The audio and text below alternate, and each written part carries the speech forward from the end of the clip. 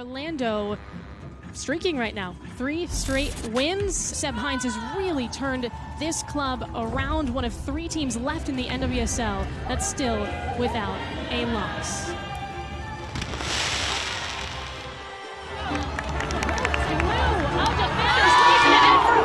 What a beautiful goal! Allie Watt from Barbara Vanda. Off her left foot, puts it across. Vanda taps it home! Second chance in! Julie Doyle out of nowhere!